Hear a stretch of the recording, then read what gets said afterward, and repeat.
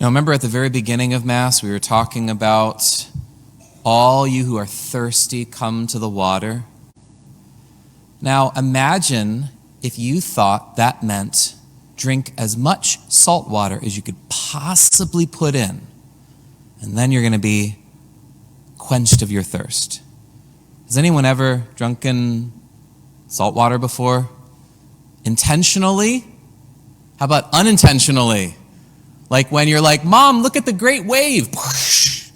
And all of a sudden you just drink a whole glass of salt water. Do you feel more thirsty or less thirsty after you drink salt water? Do you feel more thirsty? I feel more thirsty. Just like if you eat a whole bunch of potato chips, do you feel more thirsty? So there's something about salt. Salt actually makes us more thirsty. And you know what Ezekiel talks about here in this first reading? He's giving this vision of what this temple is going to do. And at the temple, there's this water that's flowing out. It's flowing out from the right side of the temple. And it's going into a place called the Arabah, the Salt Sea, the salt waters. And you know what it's talking about? It's talking about a place, if you look on the map, one of the saltiest places you could possibly ever imagine, the Dead Sea. Have you ever heard of the Dead Sea before? I've actually been there before, and I know a couple people have been here too. If you even taste a drop of that salt water, it's so salty that it like burns your tongue. And you're just kind of like, "Blah." And you try to drink water and drink water and drink water, and it's just so salty. It's the nastiest thing.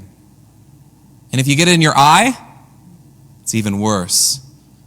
I remember someone in my pilgrimage group got it in their eye, and it was no fun. They had to keep putting fresh water in their eye. It's so salty. And you know what the water feels like? It feels like oil. It doesn't even feel like water. That's how much salt is in there. Do you think any fish live in there? Not at all. And it's so weird. There's so much salt, you can sit on top and read a newspaper.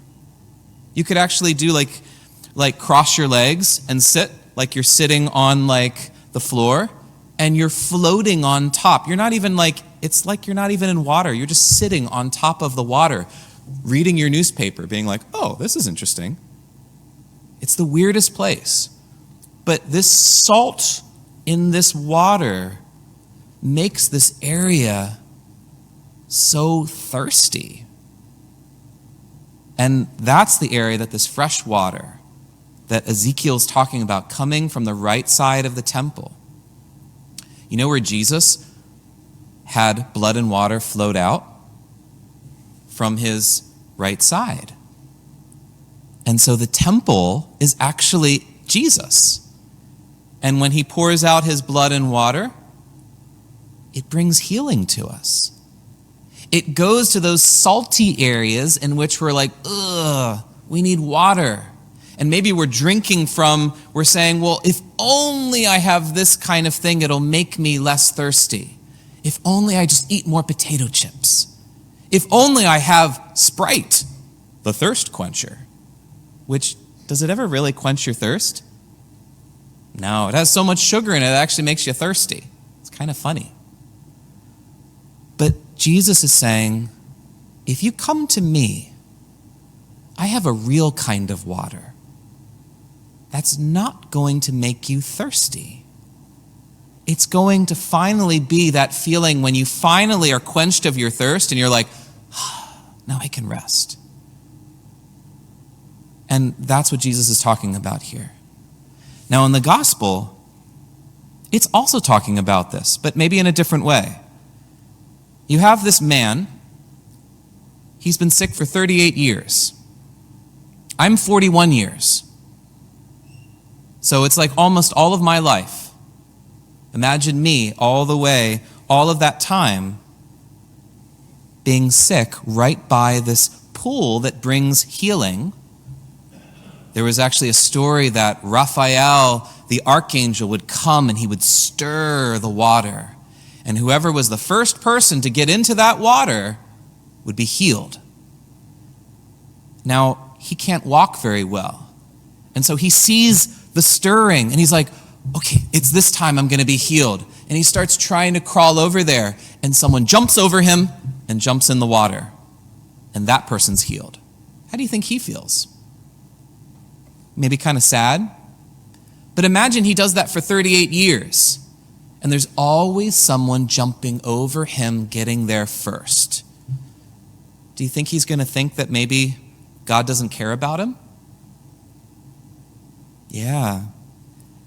And he started to just not hope anymore. You see this even when Jesus himself is coming and saying, do you want to be well? And notice how he doesn't say yes. He just starts complaining. He just starts saying, I can't do this, I can't do this, I can't do this, I can't do this. And Jesus is like, but do you want to be well? It's kind of like, imagine if you were sick and your mom is like, here's the medicine to help you feel better. And you're like, but I'm so sore here, I'm so sore here, my throat is scratchy, all these things. And your mom's like, well, but do you want to take the medicine to feel better? You're like, but my knee hurts, my toe hurts, my head hurts. But do you want to be better? Do we ever do that sometimes? We just kind of miss that there's something to make us well. There's something to quench our thirst. And we can fall into complaining. And that's also why Jesus is saying, look, you are well. Don't sin anymore, so that nothing worse may happen to you. What he's reminding that man is that when we complain, when we have kind of the complaining spirit, we can't hear Jesus want to heal us. It's like we're drinking the salt water and we're saying, why am I not quenched of my thirst? It's because we're still digging into the salty stuff instead of being able to receive the water of God. So it's good to look into our heart and say, do I ever have a complaining spirit? Because when we have the complaining in our heart, we're missing out on God saying, I have something special for you.